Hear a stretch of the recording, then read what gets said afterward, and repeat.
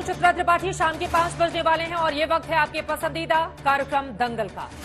आज के दंगल में हम देशभक्ति पर हो रही राजनीति की चर्चा करना चाहते हैं, क्योंकि आपको पता है कि आजादी के 75 वर्ष पूरे होने पर देश अमृत महोत्सव मना रहा है। ऐसा ही एक कार्यक्रम आज दिल्ली में भी था। केंद्रीय संस्कृति मंत्रालय ने ऐतिहासिक लाल किले से विजय चौक तक तिरंगा यात्रा का आयोजन किया था। इसमें उपराष्ट्रपति मुख्य अतिथि थे। देश के हर दल के सांसदों, नेताओं को इस यात्रा में शामिल होना था, लेकिन विपक्षी दलों का कोई भी सांसद इस तिरंगा यात्रा में शामिल नहीं हुआ। कांग्रेस ने आरोप लगाया कि बीजेपी सरकारी कार्यक्रम की आड़ में अपनी पार्टी का एजेंडा चलाती है। समाजवादी पार्टी ने कहा कि उन्हें बुलाया ही नहीं गया था।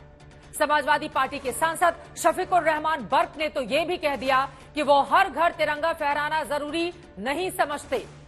उधर महबूबा मुफ्ती ने अपने ट्विटर हैंडल पर तिरंगे के साथ जम्मू कश्मीर का पुराना झंडा लगाया है। मतलब ये है कि आजादी के 75वें वर्ष के उत्सव पर तिरंगे को लेकर राजनीति के अखाड़े में दंगल शुरू हो चुका है। हर राजनीतिक दल के लिए देशभक्ति की अपनी परिभाषा है। तिरंगे के सम्मान का अलग अलग तरीका बताया जा रहा है। ऐसे में देश के सामने कई अहम सवाल खड़े हो रहे हैं कि क्या राष्ट्रध्वज के नाम पर राजनीतिक एजेंडा चलाना सही है? क्या तिरंगे के नाम पर अब सियासी दांव पेच चले जाएंगे? क्या सरकार और विपक्ष के बीच की खाई इतनी अधिक बढ़ चुकी है कि पार्टी का विरोध अब सरकार के विरोध के रूप में बदलता जा रहा है? इन तमाम सवालों पर आज दंगल में बड़ी चर्चा होगी, लेकिन उसके पहले ये रिपोर्ट देखिए।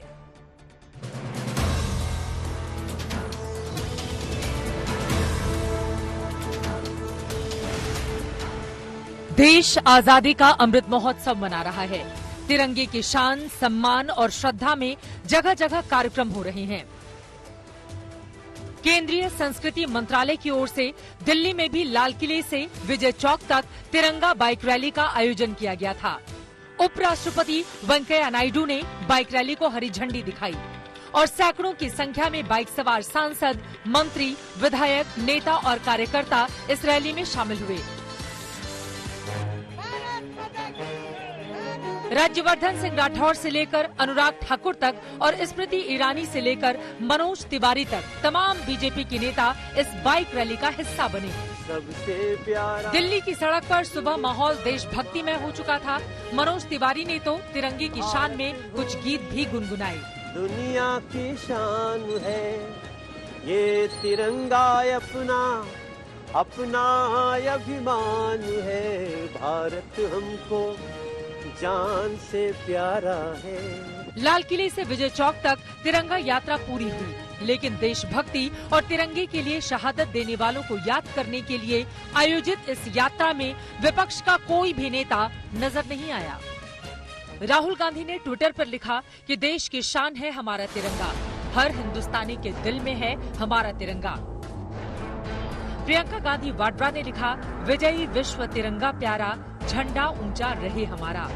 और दोनों ने अपने ट्वीट में जवाहरलाल नेहरू के हाथ में तिरंगा पकड़े एक तस्वीर भी पोस्ट की। कांग्रेस नेता जयराम रमेश ने उस तस्वीर की ऐतिहासिक कथा बताते हुए लिखा कि जवाहरलाल नेहरू ने 31 दिसंबर 1929 को ही रावी तट पर तिरंगा फहरा दिया था और कहा था, अब तिरंगा फहरा दिया है, ये झुकना नहीं चाहिए। अपोजिशन को भी हमने लेटर लिखा, मेल किया, फोन किए। ये देश का कार्यक्रम है, उन सबको सम्मिलित होना चाहिए। विपक्षी पार्टियों के सांसद सर जो आज तिरंगा रैली निकाली गई थी उसमें नहीं गए थे, उस पर सर सवाल उठाए। किसी को नहीं बुलाया गया, बीजेपी की रैली थी। कौन कहता विपक्षी पार्टी की नहीं मना कर? जब वो केवल बीजेपी की रैली थी तो फिर कौन जाता तुमसे आती? उन्होंने कहा मंत्रालय की तरफ से गया था। बिल्कुल गलत बात। ऐसा है, किसी भी हिंदुस्तानी को क्या न्योते की दरकार है अपने तिरंगे का सम्मान करने का? ये बात भी सही है। मुझे तो अचंभा इस बात का है कि जो प्रधानमंत्री जी बार बार कहते रहे कि आपको मैं पसंद नहीं, लेकिन राष्ट्र के प्रति आप अपनी नापसंदी जाहिर करें, ये कितना लाजमी है। कांग्रेस ने तो इस तिरंगा यात्रा में शामिल होने की एक नहीं कई वजहें गिना दी। हम लोग अपना अपना मनाएंगे, ये बीजेपी का अपना पॉलिटिकल एजेंडा कैसे लेंगे? हमारा खादी को खत्म कर दिया, चाइना से अभी फ्लैग आने लगे, फ्लैग कोड बदल दी। क्या हो रहा है ये? सारे हर दिन दो वक्त मोदी जी गांधी को नारा लगाते हैं और गांधी जी का जो सपना था खादी, उनको हिंदुस्तान से हटाने की कोशिश कर रहे हैं। आजादी के अमृत महोत्सव में तिरंगे को लेकर तरह तरह के कार्यक्रम देश भर में हो रहे हैं। 1 अगस्त से डाकघरों में तिरंगे झंडे की बिक्री शुरू हो चुकी है। जगह जगह तिरंगा यात्राएं निकाली जा रही हैं। सरकार ने 13 से 15 अगस्त तक हर घर तिरंगा कार्यक्रम का आह्वान किया है। देश के 20 करोड़ घरों में तिरंगा झंडा फहराया जाना है। संस्कृति मंत्रालय ने अपनी वेबसाइट भी लॉन्च की है, जहां कोई भी राष्ट्रध्वज पिन कर सकता है, तिरंगे के साथ अपनी सेल्फी लगा सकता है। विरोध इतना ही नहीं है। समाजवादी पार्टी के सांसद शफीकुर रहमान से लेकर महबूबा मुफ्ती तक विपक्ष के कई ऐसे नेता हैं जो हर घर तिरंगे का विरोध कर रहे हैं। महबूबा मुफ्ती ने तो पीएम मोदी वाली एक तस्वीर भी डीपी में लगाई है, जिसमें तिरंगे के साथ जम्मू कश्मीर का पुराना झंडा भी दिखाई दे रहा है। बीजेपी अब कह रही है कि उन्होंने सारे नेता बोल रहे हैं कि क्या विपक्षी सांसद अपने घर पे तिरंगा तो लगाएंगे ना, ये सवाल पूछ रहे हो कि देशभक्ति पे सवाल है। तो देशभक्ति झंडे पर ही थोड़ी डिपेंड करती है, आदमी के काम पर, कारनामों पर करती है। बीजेपी ने विपक्ष पर तिरंगे का विरोध और तिरंगा यात्रा के बहिष्कार के आरोप लगाए। मुद्दा संसद तक भी गर्म रहा और आजादी के अमृत वर्ष में राष्ट्रभक्ति के उत्सव पर राजनीति का रंग ज्यादा भारी नजर आने लगा। आशुतोष मिश्रा, ऐश्वर्या पालीवाल और मौसमी सिंह के साथ चित्रा त्रिपाठी, दिल्ली आज तक। अगर देश के झंडे पर भी इस तरह की पॉलिटिक्स होगी, राजनीति अपनी चमकाई जाएगी, तो फिर कोई देश कद्दावर कैसे बनेगा? अगर तिरंगे को लेकर भी देश के राजनीतिक दलों में अलग अलग सुर सुनाई देंगे, तो देश बड़ा कैसे बनेगा? राष्ट्रभक्ति की भावना जिस वक्त सभी के अंदर भरी होनी चाहिए, उस वक्त भी आरोप प्रत्यारोप के दौर तिरंगा यात्रा को लेकर जारी हैं। कई ऐसे मुद्दे हैं जिस पर बड़ी चर्चा हम करने वाले हैं। खास मेहमान जुड़ चुके हैं, उनका परिचय आपसे करवा देती हूं। डॉक्टर संबित पात्रा जी, राष्ट्रीय प्रवक्ता भारतीय जनता पार्टी के, इस वक्त हमारे साथ जुड़ चुके हैं। मलूक नागर साहब, आप लोकसभा के सांसद हैं, बीएसपी की ओर से जुड़ चुके हैं। अभय Dubey ji, spokes person Congress party के, हमारे साथ जुड़ चुके हैं। Najmul Shakib, spokes person PDP के, कुछ ही देर में आपको टीवी स्क्रीन पर दिखाई देंगे। और स्टूडियो में अनुराग भदौरिया जी हमारे साथ, समाजवादी पार्टी के प्रवक्ता भी जुड़ चुके हैं। अब चारों मेहमानों का रुख करूं उसके पहले मैं सीधे चलना चाहूंगी मनोज तिवारी जी, लोकसभा के सांसद भारतीय जनता पार्टी के और पूर्व बीजेपी दिल्ली अध्यक्ष हमारे साथ मौजूद हैं। मनोज जी, बहुत स्वागत करते हुए आपका। दरअसल विपक्षी दलों की ओर से सीधा निशाना साधा जा रहा है, ये कहते हुए कि तिरंगे की आड़ में बीजेपी दरअसल अपना राजनीतिक एजेंडा चलाना चाहती है। आप आरोप लगा रहे हैं कि विपक्षी दल आए नहीं, उधर से कहा जा रहा है कि बुलाए नहीं गए। क्या है सच्चाई?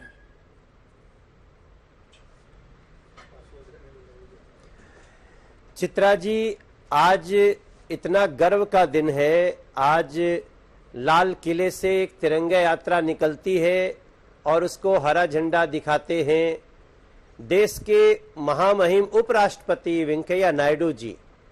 वो बीजेपी नहीं है, वो इस देश के उपराष्ट्रपति जी है। न्योता दिया गया था culture ministry, Indian government, Bharat सरकार के द्वारा, वो भी पार्टी नहीं है। ये सत्य है कि देश में सरकार जिसकी होती है वो किसी न किसी पार्टी की होती है, लेकिन जो सरकार हो जाती है जी, तो फिर वो पार्टी नहीं होता, उसमें पूरा देश समाहित होता है, सभी दल समाहित होते हैं। इसके बावजूद इस पर इस प्रकार के प्रश्न उठाना, मैं समझता हूं ये उन्हीं का काम हो सकता है जिन्होंने आज मैसेज दिया है कि हम तिरंगे को नहीं मानते, हम नेहरू जी वाले तिरंगे को मानते हैं।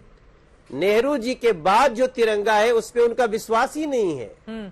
ऐसी स्थिति में हमें कोई आश्चर्य नहीं है जिसके मन में ही तिरंगा के प्रति प्रेम नहीं है। हम सब गीत गाते हैं ना, विजयी विश्व तिरंगा प्यारा, झंडा ऊंचा रहे हमारा, प्रेम सुधा बरसाने वाला, वीरों को हरसाने वाला, विजयी विश्व तिरंगा प्यारा, झंडा ऊंचा। उस तिरंगे के लिए जो ये शब्द न जाने हमने कितनी बार गाए हैं, उन्होंने भी गाए होंगे। जो आज तिरंगे को सम्मान नहीं देना चाहते, उनको तिरंगे में भाजपा कैसे दिखाई दे सकती है? भारतीय जनता पार्टी के लिए तो बहुत बड़ी बात है, ठीक है, कि तिरंगे में बीजेपी उनको दिखाई दे रही है।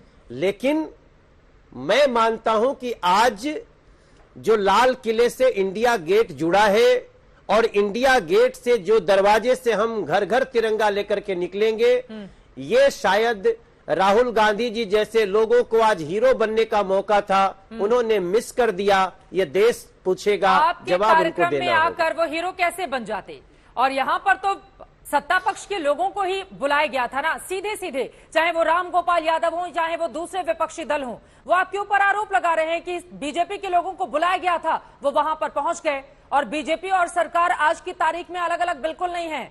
विपक्षी दल ये भी कह रहे हैं कि सरकारी कार्यक्रम नाम मत दिया जाए बीजेपी के सरकारी एजेंडे का। नहीं, मैंने तो क्या, समाजवादी पार्टी की सरकार थी उत्तर प्रदेश में, तो जो सरकार बन गई तो वो भी तो किसी पार्टी की थी, लेकिन उस सरकार के न्योते को सरकार का न्योता माना जाए, वो पार्टी नहीं है। ये जेपी नड्डा जी का, हमारे भारतीय जनता पार्टी के यशस्वी अध्यक्ष जी का ये न्योता नहीं था, ये कल्चर मिनिस्ट्री ऑफ इंडिया उनका न्योता था। और मैं समझता हूं नरेंद्र मोदी जी के इस इनिशिएटिव को भारत के जन जन ने स्वीकार कर लिया। आज हमको जो भी मिला है, मैं तो आपके साथ बुलेट पे भी बैठा था, मुझे जो जो मिला यही कहा, आज 15 अगस्त जैसा लग रहा है। मैं धन्यवाद देता हूं उनको जो इसमें शामिल हुए, जो इसको पूरे देश में फैला रहे हैं। जिन्होंने विरोध किया वो तिरंगे को देख करके कभी हर्षित नहीं हुए हैं, हमें उनसे कोई शिकायत नहीं है। देश जवाब देगा। जो आता, निश्चित रूप से राहुल गांधी जी आते, हमारी नजरों में उनकी छवि बहुत बड़ी हो जाती। ठीक है। और इस देश की जनता बहुत भावुक है। वो अगर बुलाया था राहुल गांधी जी वहां आते, अपने 50-100 कांग्रेस के लोगों के साथ आते, क्यों नहीं बुलाया था। कल्चर मिनिस्ट्री की चिट्ठी गई थी। हाँ, कल्चर मिनिस्ट्री की चिट्ठी गई है, कल्चर मिनिस्ट्री की चिट्ठी गई है चित्रा जी। और मैं आपको विश्वास से बता दूं कि कल्चर मिनिस्टर ने सबको घूम घूम करके बताया था, और चिट्ठी अलग गई थी। उसके बाद भी नहीं आना, एक मोदी फोबिया से जो लोग ग्रसित हैं, अब उनको तिरंगे में ही मोदी जी नजर आ रहे हैं, तो हम क्या कर सकते हैं। ये जो हमको आरोप तो आप मोदी लगा जी रहे ने, हैं, अमित शाह जी ने या जेपी नड्डा जी ने नहीं कहा कि डीपी पे हमारी फोटो लगाओ। ठीक है, जो आरोप आप लगा रहे हैं विरोधी दलों से, मैं इसका हमको तो जवाब ले सबने लूंगी। कहा तुम सिर्फ लेकिन उसके तिरंगा पहले लगाओ। आपके पास आते हुए बार बार आप कह रहे हैं राहुल जी आते तो आज वो हीरो बन जाते, हीरो बन जाते। किस तरह से हीरो बन जाते आप लोगों के बीच में, जरा ये भी समझाएंगे क्या आप? और उन्होंने नेहरू जी के साथ ही सही कम से कम तिरंगा लगाया है, और नेहरू जी हिंदुस्तान के पहले प्रधानमंत्री, उनके साथ अगर उन्होंने तिरंगा लगा दिया तो उसमें भी आप लोगों को खोट नजर आ रही है। मनोज तिवारी जी, हमें खोट इसलिए आ रही है कि तिरंगा सिर्फ नेहरू जी नहीं है, तिरंगा नेहरू जी से और हमारे नरेंद्र मोदी जी से, इनसे तिरंगा बहुत ऊपर है। और इस बात को बीजेपी मान रही है, लेकिन राहुल गांधी जी को और कांग्रेस को क्या हो गया? क्या यह तिरंगा किसी व्यक्ति का हो सकता है? यही तो सोच इस देश को अब तक खाए जा रही है कि ये समझते हैं ये तिरंगा हमारे घर का है। मैं समझता हूं ये तिरंगा इस देश का है। इस तिरंगे के लिए हम सब का है शान तिरंगा, देश का अभिमान तिरंगा, सबका है सम्मान तिरंगा। इस तिरंगे पे मर जाए, इस तिरंगे पे कुछ कर जाए, घर घर तिरंगा, हर घर तिरंगा। हमने भी लगाया, आप भी लगा लो, इस पे कोई राजनीति नहीं होनी चाहिए। आज नेहरू जी के साथ ही तिरंगा लगाएंगे, ऐसा करके राहुल गांधी जी ने एक बहुत बड़ी, कांग्रेस ने बहुत बड़े विवाद को जन्म दिया है। ठीक है, आप हर घर तिरंगा की बात कर रहे हैं। शफीकुर रहमान साहब तो कह रहे हैं क्या जरूरत है हर घर तिरंगा लगाने की। समित पात्रा जी भी हमारे साथ जुड़े हुए हैं, अभय दुबे जी भी हमारे साथ जुड़े हुए हैं, लेकिन आपसे अनुराग भदौरिया कुछ सवाल पूछना चाह रहे हैं। अनुराग भदौरिया जी जल्दी से। मैं तो कह रहा था, इतना तिरंगे की आप बात कर रहे थे, प्रभु अपनी जैकेट पे भी एक तिरंगा लगा लेते तो हम भी देख लेते कि तिरंगा लगा हुआ है। तिरंगा देश की अस्मिता है, तिरंगा देश की जान है, तिरंगा देश का सम्मान है, तिरंगा इस देश की शान है। वो लहरा रहे थे तो नहीं नजर आया आपको? नहीं, मैं बता तो रहा हूं। हाँ। और सुनिए, तिरंगा संदेश देता है इस लोकतांत्रिक देश में सभी धर्म वर्ग के लोग मिलजुल के रहें। ये तिरंगे में 3 रंग है, सफेद, केसरिया, हरा।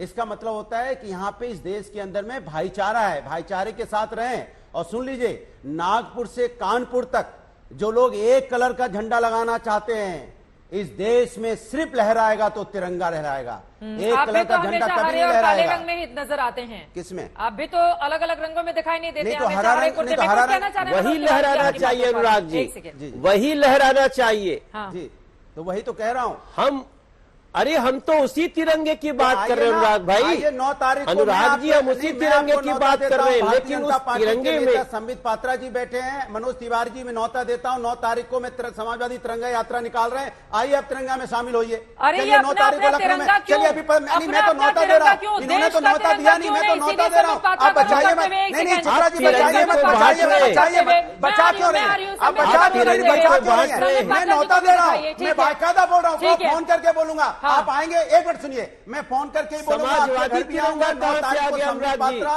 क्या तिवारी जी हमारी तिरंगा यात्रा में शामिल होंगे लखनऊ में? आप गए थे देश क्या का उनकी तिरंगा तिरंगा यात्रा यात्रा है। में? ये क्या आपने अपना तिरंगा इन्होंने यात्रा बुलाया ही संबित नहीं, पात्रा जी इन्होंने को एक बार बुलाया ही लेकर आते नहीं, हैं चर्चा में। इन्होंने बुलाया ही उन्होंने नहीं तिरंगा यात्रा जबरदस्त के लिए। तरीके से विरोधियों पर हमला बोला है। संबित पात्रा अनुराग जी जी, आपने न्योता दिया जा रहा है। समाजवादी मैं तिरंगा न्योता दे रहा हूँ, आइए जो आप आएंगे। लोग। मैं न्योता दे रहा हूँ, क्या संबित अनुराग पात्रा आएंगे? भदौरिया, संबित पात्रा जी आपको मनोज तिवारी जी को न्योता दे रहे हैं। 9 तारीख को क्या ये आइए। हमारे तिरंगा आपने यात्रा में? समाजवादी तिरंगा कैसे कह दिया अरे अनुराग आइए जी? आप तिरंगा इतने यात्रा, विद्वान आइए, हैं। ये जरा शांत हो जाएं तो मैं बोलूंगा। तिरंगा यात्रा मैं- करिए, हम आएंगे। ठीक ये है भारतीय जनता पार्टी जो दो चेहरे की आप राजनीति तिरंगा करती है। यात्रा मैं कह रहा हूँ करिए, हम आइए, मैं जरूर न्योता दे रहा हूँ ठीक आपको। है। पूरे करोड़ों लोग देख रहे हैं, मैं न्योता दे रहा हूँ, तिरंगा झंडा लेके हम लोग साथ में चलेंगे। आइए आइए संबित पात्रा और तिवारी जी, आइए, आप न्योता दे रहा हूँ बीजेपी के नेताओं को। बाकी लोगों को भी दिखाएं। संबित पात्रा जी, अभय दुबे जी भी हमारे आइए। साथ। संबित जी, बहुत चुनौतियां आप भी दे रहे हैं विपक्षी दलों को, चुनौती स्वीकार करेंगे अनुराग भदौरिया की आप? आइए संबित जी, आइए, साथ ठीक में है, अब तिरंगा उनको लेके बोलने चलेंगे। दीजिए, उनकी बात हो जाए फिर मैं लौट रही हूँ। संबित पात्रा जी बिल्कुल आएंगे, क्यों नहीं आएंगे? चलिए 9 तिरंगा लेकर आएंगे और हम लीड भी करेंगे, और लीड भी करेंगे, चिंता मत करिए। लीड करेंगे। मनोज अरे भाई चुनाव बैठे हुए हैं, बड़े भाई हैं हमारे, हम दोनों मिलकर लीड करेंगे। मनोज भाई गाना गाएंगे, देश भक्ति के जोश के साथ भर देंगे माहौल को, और मैं बिल्कुल मनोज भाई के पीछे। आप चिंता मत करो, हम लीड करके आप लोगों को 9 तारीख को आपने न्योता दिया है, न्योता स्वीकार है। कहां आना है बता दीजिएगा, दोनों भाई आके आपकी यात्रा को लीड भी करेंगे, आप चिंता मत करिए। नंबर 1। नंबर 2, चित्रा जी अब विषय पे आते हैं। चित्रा जी, मुझे थोड़ा मतलब मैं समझ नहीं पा रहा हूं, हंसूं या रोऊं। अच्छा, आप सोच के देखिए, केवल हिंदुस्तान में इस विषय पे डिबेट हो रहा है कि घर पे तिरंगा क्या फहराना है नहीं फहराना है, ये तिरंगा समाजवादी का तिरंगा है, ये बीजेपी का है, ये नेहरू जी ने अरे भैया 75 साल पूरे हो रहे हैं आजादी का, ये अमृत महोत्सव है। ये हमारे देश में नहीं, सपोज करिए कि अमेरिका में भी हो रहा होता या किसी और देश में हो रहा होता तो वह देश भी मनाता, वह देश भी उत्सव मनाता, सेलिब्रेट करता, घर घर में उनके झंडे लगाता। हिंदुस्तान में ये माहौल बन रहा है, 75 साल पूरे हो रहे हैं, और ये एक अच्छी बात है कि नरेंद्र मोदी जी देश के प्रधानमंत्री है, सरकार बीजेपी की है, सरकार ने एक ऐलान किया है, एक आग्रह किया है कि आइए हर घर में तिरंगा फहराएं। तो क्या हो गया, इसमें लड़ने की बात कहां से आ गई? जवाब दे दो। कहां से लड़ने की बात आ गई?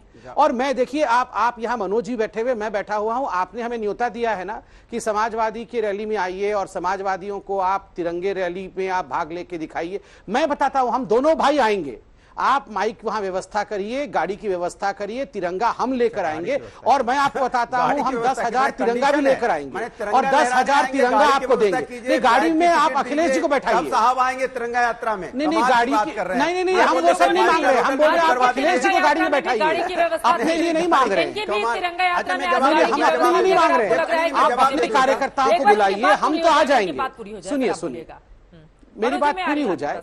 देखिए, मैं और मनोज भाई आपसे कुछ नहीं मांग रहे हैं, आप गाड़ी में अपने नेता को बैठाइए, गाड़ी से अपने नेताओं को बुलाइए, हम दोनों अपने तरीके से आएंगे, 10,000 तिरंगे भी आपको देंगे, चिंता मत करिए। मैं आज ऐलान करता हूं कि 10,000 तिरंगे भारतीय जनता पार्टी से मैं और मनोज भाई जो है हम देंगे। समाजवादी पार्टी, उन्होंने बोला है कि हमें तिरंगे रैली में सहायता, हम देंगे आपको, हम उस रैली में शामिल होंगे, क्यों चिंता, आप न्योता भेजिए हमें, हम आएंगे। देखिए चित्रा जी, मुझे दुख इस बात का है चित्रा जी कि देश के सांसद किस बात को लेकर लड़ रहे हैं। अरे ये तिरंगा कोई बीजेपी का तिरंगा है क्या? ये तिरंगा देश का तिरंगा है।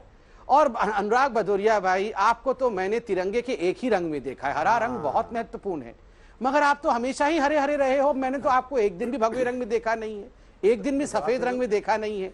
और आप यहां पर आकर सफीकुर बर्क साहब कहते हैं तिरंगा लहराने की क्या आवश्यकता है? तिरंगा लहराने की कोई आवश्यकता नहीं है। आप उनके बात को यहां पर समर्थन कर रहे हैं, आप बोल रहे हैं कि सफीकुर साहब सही बोल रहे हैं, तिरंगा लहराने की कोई आवश्यकता नहीं है। क्यों आवश्यकता नहीं है? क्यों झूठ? तिरंगा लहराने से क्या छोटे हो जाएंगे आप? झूठ बोल रहे हो कि तिरंगा हमने कहा कि नहीं, किसी बात का तो आप शफीकुर साहब के साथ हैं या अगेंस्ट में? पहले ये तो बताइए। भारतीय जनता पार्टी बंद कर दे, मैंने पहले ही बोला है तिरंगा। अरे शफीकुर बर्क साहब ने बताया है कि क्या आवश्यकता है तिरंगा लहराना हर घर में, आप साथ में है या नहीं है बताइए। इस देश में तिरंगा लहराएगा। अरे सुनिए जरा चित्रा जी, इनसे पूछिए तो जरा, आपको शफीकुर बर्क साहब ने जो कहा है कि क्या आवश्यकता है तिरंगा लहराने की, ये बर्क साहब के साथ है या बर्क साहब के साथ नहीं? ये सवाल तो संबित पात्रा जी, दिल के अंदर भी तिरंगा लाइए, दिल के अंदर तो तिरंगा है। ये बर्क साहब ने कहा है। साहब के सवाल पर जवाब देंगे या नहीं? दे रहा हूं ना, दे रहा हूं। उन्होंने क्या बोला? उन्होंने क्या बोला? बोला कि तिरंगा झंडा नहीं लगाओ। बोला उन्होंने ऐसा नहीं लगाओ। उन्होंने कहा मैंने गौर नहीं किया। उनसे पूछा गया क्या, एक सेकंड मैं बता रही हूँ, बोलिए बोलिए। उनसे पूछा गया कि क्या आप तिरंगा झंडा अपने घर में लगाएंगे?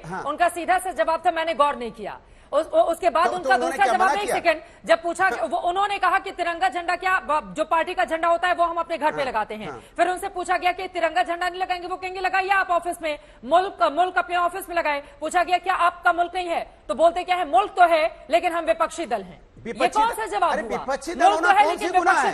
उन्होंने तिरंगा का क्या बोला? नहीं, आप इधर मत भागिए। तिरंगा मैं कह रहा हूँ तिरंगा नहीं, उन्होंने ये नहीं बोला तिरंगा मत लगाइए, ये भारतीय, मैं कह रहा हूँ तिरंगा हमारी शान। सुनिए सुनिए, भागे मत भागे मत भागे। भारतीय जनता पार्टी को क्यों मुद्दा बनाना पड़ रहा है? विपक्ष तो नहीं मुद्दा बना रहा है, क्योंकि तिरंगा हमारे दिल में बसता है। इनको क्यों बनाना पड़ रहा मुद्दा? क्योंकि ये जानते हैं ये देश में ये वो लोग हैं जो 52 साल तक अपने दफ्तर में तिरंगा नहीं फहराने वाले लोग हैं। उनको उनके नुमाइंदे ये वो लोग हैं जो तिरंगा का अपमान किया था 1948 में, तिरंगा लगाने तिरंगा के पक्ष में थे। ये वो लोग हैं, इसीलिए इतना बड़ा आयोजन कर रहे हैं कि कहीं आप लोग डर तो नहीं गए हैं? इसलिए उन्हें आप लोग डर तो नहीं गए हैं कि तिरंगा पर बीजेपी उन्हें बताना पड़ रहा है कि भैया तिरंगा हम लिए हैं, दिखाना पड़ रहा है। अरे भैया दिलों में तिरंगा लगाओ, दिलों में, घर में तो लगाइए भी, लेकिन संबित जी बीजेपी वालों दिल में तिरंगा लगाओ। हिंदुस्तान जरा शांत हो जाएं तो मैं बात कर लूं। ठीक है, बोलिए बोलिए। ठीक, धन्यवाद।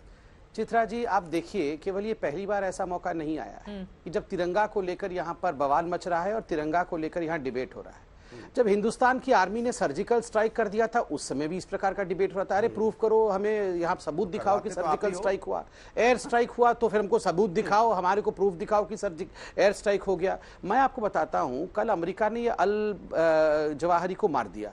ये वो लोग हैं, अगर हिंदुस्तान में हम मार दिया होता ना किसी आतंकवादी को, प्रूफ दिखाओ, कौआ मरा है, अल जवाहिरी कहाँ मरा है, जवाहिरी हम शर्मिंदा है, तेरे कातिल जिंदा है, ये वो लोग हैं। इनसे आप क्या सवाल पूछ रहे तिरंगा के बारे में?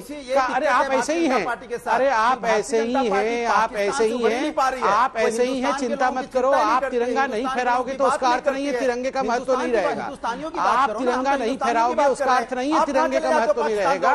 तिरंगे का महत्व हमारे सबके दिल में है और हम सब अपने घर में तिरंगा फहराएंगे। दोनों लोग बोलेंगे साथ में, समझ में नहीं आएगा। एक सेकंड, बाकी में मनोज तिवारी जी आपको जाना है कहीं, मैं चाहूंगी कि चलते चलते एक आखिरी सवाल का जवाब। 11 तारीख को आपका कोई गाना रिलीज होने वाला है हर घर तिरंगा को लेकर, मैं चाहूंगी कि सुनाते हुए आप चले जाएं। और उसी सवाल के साथ अभय दुबे जी मैं आपके पास आऊंगी कि क्या आज कांग्रेस के पास बेहतरीन मौका था इस तिरंगा यात्रा में शामिल होकर कम से कम ये दिखाने का कि हाँ कुछ ऐसे मुद्दे हैं जिस पर सरकार और विपक्ष के सुर कम से कम अलग नहीं है, लेकिन उस पर क्या चूक हो गई? सवाल का जवाब आप दीजिएगा, लेकिन उसके पहले मनोज तिवारी जी।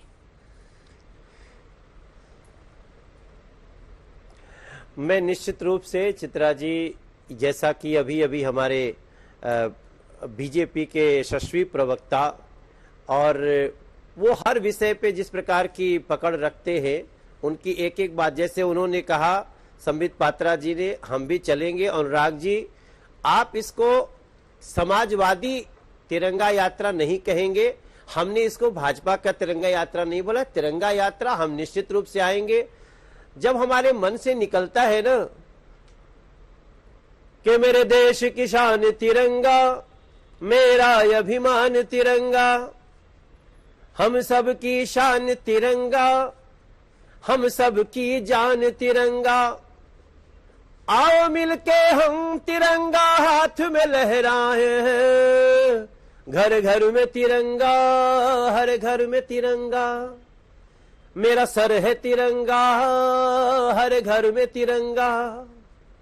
जब ये बात कहेंगे तो आपको एक ही भावना आएगी कि भारत हमको जान से प्यारा है।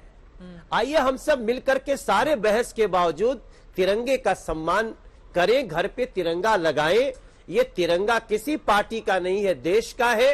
और निश्चित रूप से जितनी तिरंगा यात्रा होगी हम सब उसका स्वागत करेंगे। मुझे कहीं जाना है, वरना आज की बड़ी इंपॉर्टेंट डिस्कशन मैं सुनता, लेकिन फिर भी आपने मुझे इसमें शामिल किया, बहुत बहुत धन्यवाद। अनुराग भाई के तिरंगा यात्रा में जो दिल कहीं भी होगा हम जरूर आएंगे। अब अनुराग भदौरिया जी फंस तो नहीं गए हैं? क्यों फंस जाएंगे बीजेपी भाई? जितनी आक्रामक हो गई है आपके तिरंगा अरे हमारे समाजवादी तिरंगा यात्रा में आए, स्वागत है। अभय दुबे जी, आपने अपनी भी तिरंगा यात्रा की तैयारी कर ली है, जिस तरह का बयान कांग्रेस के नेताओं की ओर से सामने आया है, लेकिन आज कम से कम एक बड़ा मौका था ना आप लोगों के पास, और संस्कृति मंत्रालय की ओर से बार बार कहा जा रहा है कि न्योता गया था, चूक हो गई क्या? अभय दुबे जी। चित्रा जी, देखिए, जनता पार्टी ने जो यात्रा उसका स्वागत करते हैं। प्रधानमंत्री जी ने कहा कि 2 अगस्त से 15 अगस्त तक सभी लोग अपने सोशल मीडिया की डीपी पर तिरंगा ध्वज लगाएं, चाहे अपनी तस्वीरों के साथ लगाएं। हम सब लोगों ने प्रधानमंत्री देश को आत्मसात किया और प्रथम प्रधानमंत्री जी की तस्वीर के साथ तिरंगे को अपनी डीपी पर लगाया। मगर राष्ट्रीय स्वयंसेवक संघ ने उसको नहीं लगाया, उसे स्वीकार नहीं किया, उनकी वैचारिक मतभिन्नता है। लेकिन कांग्रेस पार्टी आजाद भारत का इतिहास इस बात का साक्षी है कि 1942 में पातांगी हाजरा कामरूप जिले में थाना घेरती है, जिन्हें बूढ़ी गांधी कहा जाता है। हाथ में तिरंगे का ध्वज रहता है और मुंह में वंदे मातरम का उद्घोष रहता है। एक के बाद एक 3 गोलियां लगती है और वंदे मातरम उसके उद्घोष के साथ तिरंगा ध्वज लेती है। आज मैं कहना नहीं चाहता था, मगर मुझे कहना पड़ रहा है। जिस प्रकार मनोज तिवारी जी ने तिरंगे को आधार बनाकर अपने वैमनस्य को यहाँ व्यक्त किया, कहना पड़ता है। भारतीय जनता पार्टी के बुनियाद के पत्थर श्यामा प्रसाद मुखर्जी, मैं उनका बड़ा आदर करता हूँ, हमारे पहले मंत्रिमंडल में थे। जब मातांगी हाजरा अपने प्राणों को आहूत कर रही थी, तब श्यामा प्रसाद मुखर्जी फजलुल हक के साथ सरकार में भारत छोड़ो के आंदोलन के विरोध का एक पत्र गवर्नर को दे रहे थे और आंदोलन को कैसे कुचलना इस बात का उद्घोष वो कर रहे थे। तो तिरंगे के प्रति बलिदान और त्याग का प्रतीक हम लोगों ने उसको आत्मसात किया। इसलिए ये कहना कांग्रेस पार्टी उसको स्वीकारती नहीं, ये बात गलत क्यों नहीं गया आज के तिरंगा यात्रा में? चित्रा जी, मैं सिर्फ 3 सवाल। तिरंगा देश का है या किसी पार्टी का है? मेरे देश के प्रति बिल्कुल हम सब ध्वजा को थामेंगे तिरंगे की, प्रधानमंत्री जी के आदेश के अनुसार। लेकिन प्रधानमंत्री जी जब देश का प्रत्येक व्यक्ति अपने घर में ध्वजा को लगाएगा तिरंगे को, तब वो पूछेगा केसरिया जो त्याग और बलिदान का प्रतीक है प्रधानमंत्री जी, जिसके लिए हमने अपने प्राणों को आहूत किया आज आजाद भारत के तिरंगे के लिए। आज चीन भारत की अस्मिता को चुनौती देते हुए हमारी सीमा के अंदर ये प्रधानमंत्री हम सफेद शांति और समृद्धि का प्रतीक है प्रधानमंत्री जी। जब हम पूछेंगे कि 84 करोड़ लोगों की आमदनी घट गई और 30 लोगों ने 142 लाख करोड़ रुपए कमा लिए, तो ये जो असमान वितरण संसाधन अब आपने इतनी देर तक 20 मिनट तक उनको अवसर दिया, 20 सेकंड मुझे नहीं देना चाहते, उसके बाद चाहे मत अवसर दीजिएगा। उन्होंने कितने आरोप लगाए कांग्रेस पार्टी पर। हरा रंग भारत की उर्वरता का प्रतीक है प्रधानमंत्री जी। तब मैं आपसे जब ध्वजा को धारण करूंगा तो पूछूंगा प्रधानमंत्री जी कि भारत में किसान की आमदनी 27 रुपए रह गई, 80,000 किसानों ने आत्महत्या कर ली और एक धन्ना सेठ 1,002 करोड़ रुपए रोज कमा रहा है प्रधानमंत्री जी। ये जो तीनों रंगों को एक साथ ध्वजा पकड़ कर देखूंगा तब कहूंगा कि भारत विभिन्न भाषा भूषा भेषज धर्म संस्कृति संस्कारों का देश है। उनके सवालों पर संबित पात्रा जी आप जवाब दीजिए। इसके साथ ही आरएसएस को लेकर भी वो पूछ रहे हैं कि वहां पर डीपी में क्यों नहीं लगा है तिरंगा। ठीक है अभय दुबे जी, ठीक है सर, हो गई आपकी बात। संबित पात्रा जी, मालूक साहब, उसके बाद मैं फौरन आपके पास आऊंगी। नजमो साकिब भी हमारे साथ जुड़े हुए हैं, आपके पास भी आते हुए, लेकिन संबित पात्रा जी पहले जवाब उनका। अरे चित्रा जी क्या जवाब दे, हमने बोला तिरंगा फहरा लो घर पे, नहीं फहराना तो शांति से बैठो। यूरिया का दाम क्यों बढ़ गया है? हरा मतलब किसान, किसान मतलब यूरिया, ये क्या है? ये सब क्या है? ये सब मतलब क्या मजाक बना के रखा हुआ है? यूरिया का दाम बढ़ गया, हम जो है झंडा नहीं फहराएंगे। अरे मैं तो बीच में चित्रा जी लोग बीच में क्यों चिल्लाते हैं? ये बीच में क्यों चिल्लाते हैं चित्रा जी? ये लोग शांति से क्यों नहीं बैठ पाते? आपकी आवाज अभय दुबे जी नहीं आएगी, क्यों ऐसे होते हैं? दिक्कत आ रही है। एक बार संबित पात्रा जी की बात पूरी हो जाए। संबित जी अपनी बात को आगे बढ़ाएं। देखिए चित्रा जी, इन लोगों ने डिसाइड किया हुआ है कि ये अपने पैर पे कुल्हाड़ी मारेंगे। सर्जिकल स्ट्राइक होगी तो आर्मी को गाली देंगे, एयर स्ट्राइक होगी तो सबूत मांगेंगे, तिरंगा फहराने का मौका मिलेगा, 75 वर्ष देश की आज़ादी के हो गए तो ये यहाँ पर इस प्रकार से चिल्लाना शुरू कर देंगे, मोदी को गाली देंगे, देश को गाली देंगे। इससे क्या हो रहा है? इसमें जनता बोलेगी ये क्या लोग हैं? ये कांग्रेस पार्टी अभी भी समझ नहीं रही है। देखिए, ये नेहरू जी ने तिरंगा पकड़ा हुआ, अच्छी बात है। इसमें कहा, हमने आज अपने प्रेस कॉन्फ्रेंस में कहा, देश के पहले प्रधानमंत्री थे, अच्छी बात है तिरंगा पकड़ा हुआ है, मगर ये मानसिकता क्यों है कि केवल एक ही परिवार के लोग तिरंगे पकड़ेंगे? क्या अभय दुबे जी का अधिकार नहीं है कि वो अपने डीपी में तिरंगा पकड़ा करके फोटो खिंचा सके? केवल गांधी परिवार का व्यक्ति ही तिरंगा पकड़ेगा तभी वो डीपी लगेगा? बेचारे अभय दुबे जी का फोटो क्यों नहीं लग सकता है? आप मुझे बताइए, अभय दुबे ने क्या पाप किया है?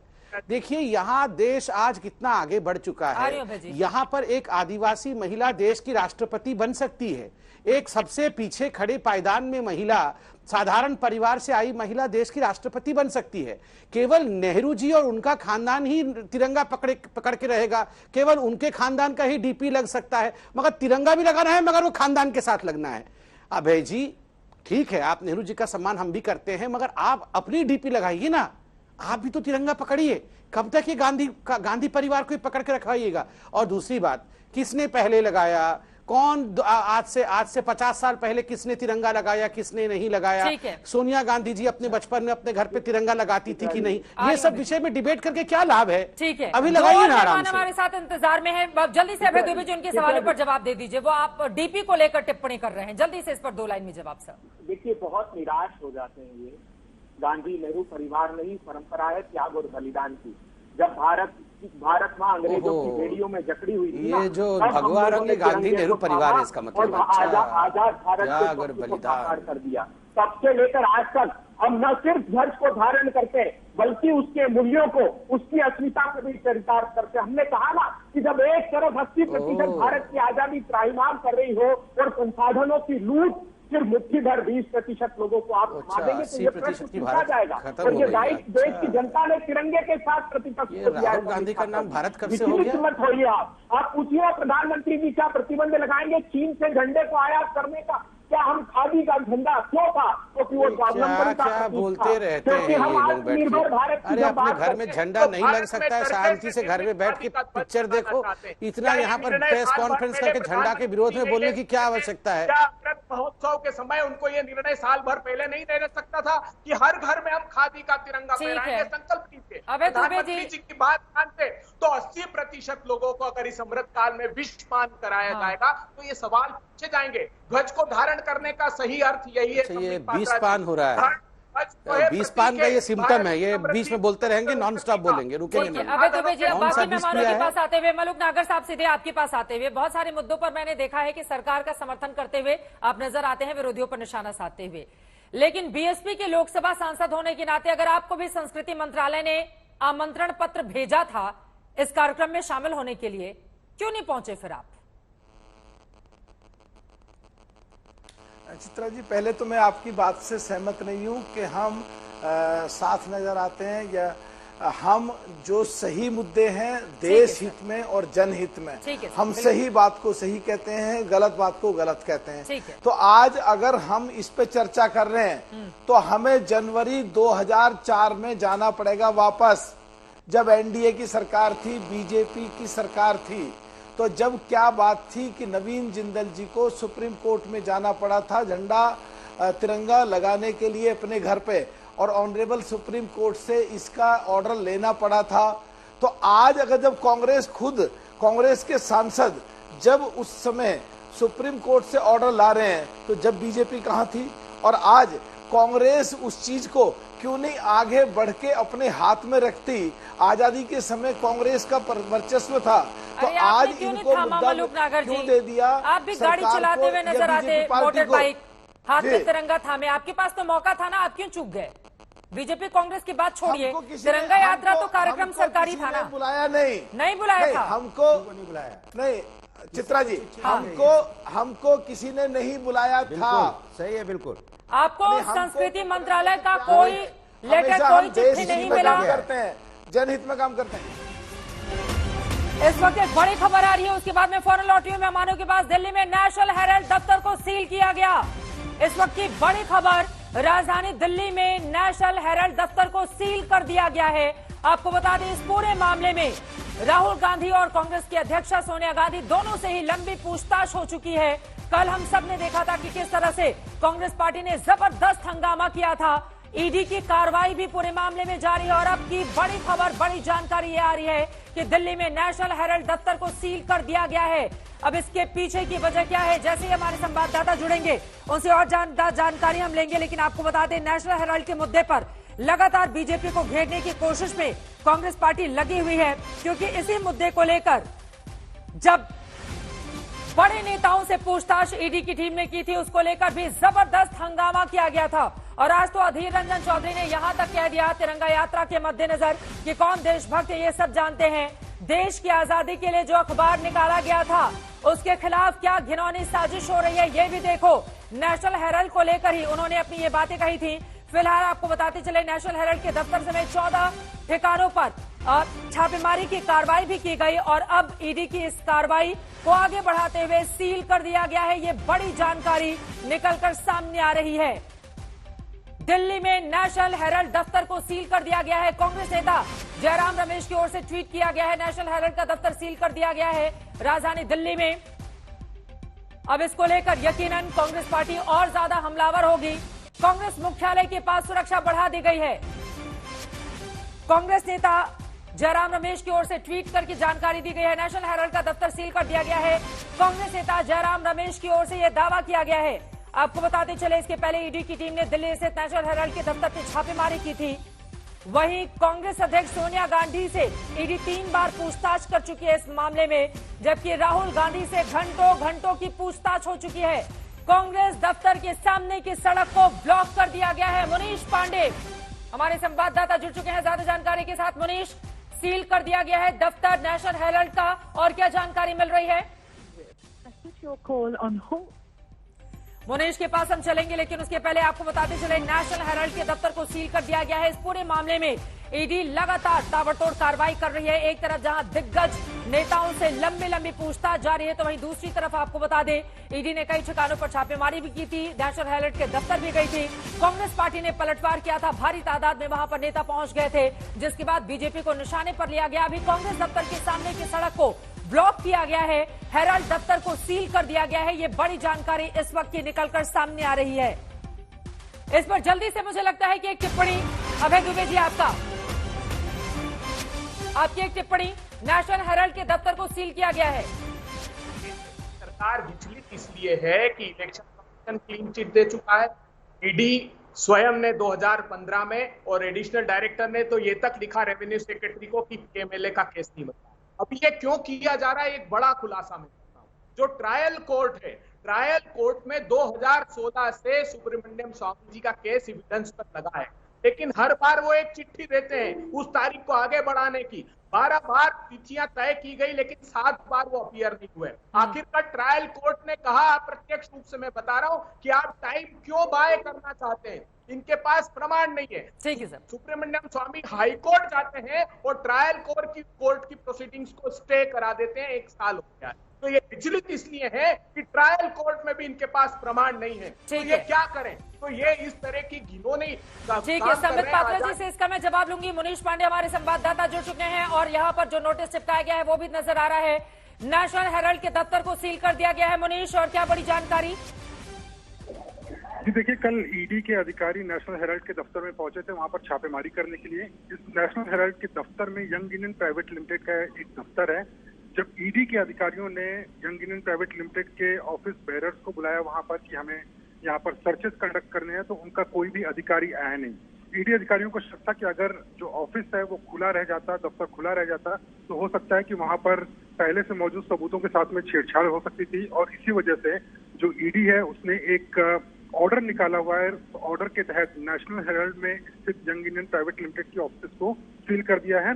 अधिकारियों का ये कहना है कि ये टेम्पररी सील किया गया है इसको, और जब कोई अधिकारी उनकी तरफ से आता है जो कि ईडी अधिकारियों को सर्चेस कराने में मदद कर पाएगा, उसके बाद जो ऑफिस है उसको डीसील कर दिया जाएगा। लेकिन फिलहाल के लिए यंग इंडियन प्राइवेट लिमिटेड का जो ऑफिस है नेशनल हेराल्ड में, उसे सही कर दिया गया है। जयराम रमेश का मैं ट्वीट देख रही हूं, उनकी ओर से जानकारी दी गई है कि Delhi police blocking the road of AICC, और उन्होंने बकायदा एक वीडियो भी यहां पर ट्वीट किया है जिसमें जबरदस्त सुरक्षा व्यवस्था बढ़ा दी गई है कांग्रेस मुख्यालय के बाहर की। मुनीश, बिल्कुल, देखिए जो पुलिस है, लोकल पुलिस को पहले से इन्फॉर्म किया गया था कि इस तरह की कार्रवाई हम कर रहे हैं और लॉ एंड ऑर्डर न बिगड़े, उसकी वजह से पुलिस ने वहां पर बंदोबस्त कर दिया है पहले से ही।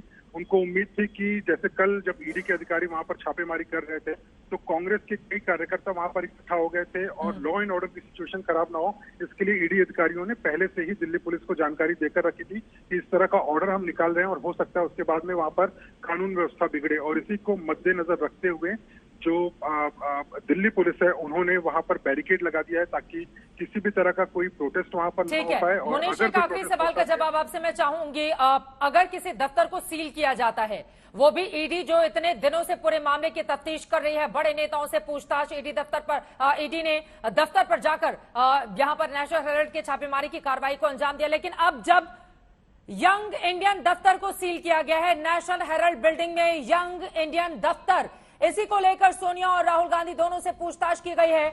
मुनीश, अगर किसी दफ्तर को सील किया जाता है तो उसका मतलब क्या होता है? जी देखिए, पूरी तरीके से जो यंग इंडियन प्राइवेट लिमिटेड का जो दफ्तर है उसमें फिलहाल के लिए कोई भी वहां पर काम करने वाला कर्मचारी नहीं जा पाएगा। और एक बार फिर से मैं बता दूं, और ये बेहद महत्वपूर्ण है कि आखिर ये कार्रवाई करने की जरूरत क्यों पड़ी। जरूरत इसके लिए पड़ी क्योंकि जब कल ईडी के अधिकारी वहां पर पहुंचे हुए थे तो उन्होंने यंग इंडियन प्राइवेट लिमिटेड के जो प्रिंसिपल ऑफिसर होते हैं उनको उन्होंने फोन किया और बोला कि हम यहाँ पर सर्चेस करने के लिए आए हैं, आप दफ्तर में आइए, क्योंकि जो कार्रवाई की जाती है उस वक्त कोई न कोई वहां पर जिम्मेदार व्यक्ति होना चाहिए।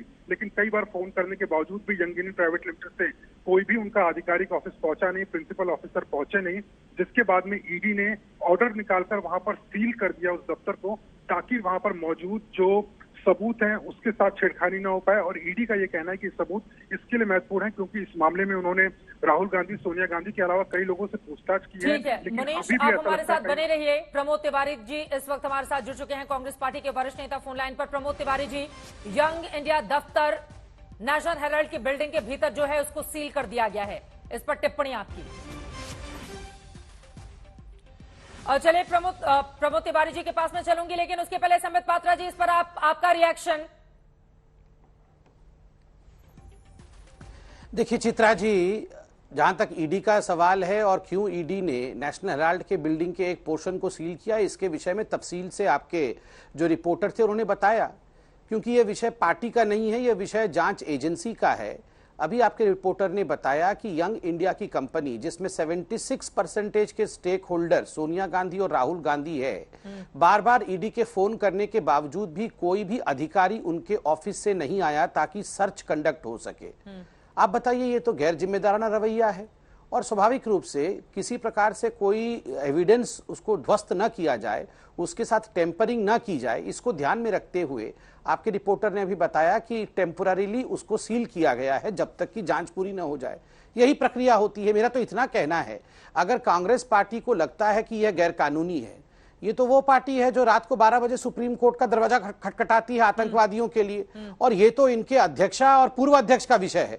तुरंत सुप्रीम कोर्ट जाके दरवाजा खटखटा सकती है कि ये गैर कानूनी हो गया है। ये अभी तक बैठे क्यों हुए हैं मुझे समझ में नहीं आता है। दाल में काला है, इन्हें पता है कि जो हो रहा है ठीक हो रहा है, तो टीवी में चिल्लाना, कोर्ट नहीं जाना, यही फॉलो कर रहे हैं। दाल में काला है क्या अभय दुबे जी? देखिए, सत्ता की भूख पूरी गलत बोल दिया, पूरी दाल काली है, थोड़ा सा काला नहीं है।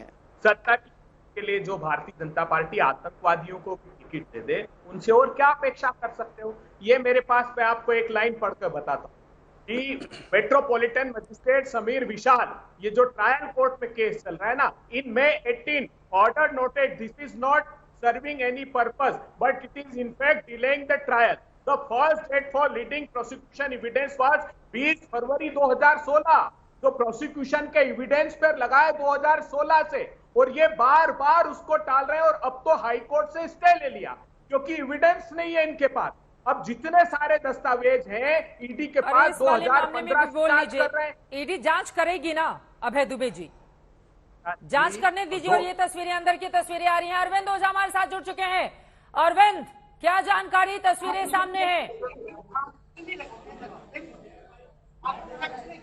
अरविंद, नेशनल हेराल्ड दफ्तर के भीतर का यंग इंडिया प्राइवेट लिमिटेड का दफ्तर सील हुआ है, जिसकी तस्वीरें इस वक्त टीवी स्क्रीन पर आप देख रहे हैं। ऐसा लग रहा है कि उसमें कुछ लोग भी थे और क्या उनको बाहर निकाला जा रहा है। जैसे हमारे संवाददाता जुड़ेंगे इस बारे में हम जानकारी लेंगे। आप देख पा रहे हैं अंदर बड़ी सी तस्वीर आपको पंडित जवाहरलाल नेहरू की दिखाई दे रही है। बहुत सारे लोग भी अंदर जो काम काज कर रहे थे, ऐसा लग रहा है कि उनको बाहर निकाला जा रहा है। यही वो दफ्तर है जिसको सील कर दिया गया है।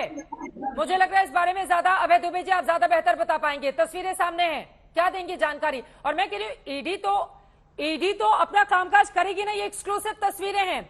वहां पर ईडी की ओर से बाकायदा नोटिस चस्पा कर दिया गया है और अंदर बहुत सारे ऐसे लोग हैं जो कामकाज कर रहे थे। क्या ये वही लोग हैं? अभय दुबे जी, मुझे लग रहा है आप ज्यादा बेहतर जानकारी दे पाएंगे। देखिए, अखबार से भी प्रतिशोध ले रहे हैं, क्योंकि अखबार की सरकार की आलोचना कर रहा है। जिस प्रकार से सरकार रोज बेरोजगारी के भीषणतम अंधकार में युवाओं को धकेल दिया, महंगाई की आग में झोंक दिया, संसाधन लूटे जा रहे हैं, तो ये अखबार से भी प्रतिशोध ले रहे हैं। मैंने आपको प्रामाणिक रूप से कहा कि 20 फरवरी 2016 से प्रोसिक्यूशन के एविडेंस पर लगाए, ये तारीख पर तारीख ले रहे हैं, जा नहीं रहे हैं और अब स्टे करा दिया उसको। इनके पास प्रमाण नहीं है चित्रा जी, मैं शुरू दिन से कह रहा हूं। इसीलिए जो एडिशनल डायरेक्टर है हिमांशु, उन्होंने रेवेन्यू सेक्रेटरी को लिखा था पत्र 1 मई 2015 को।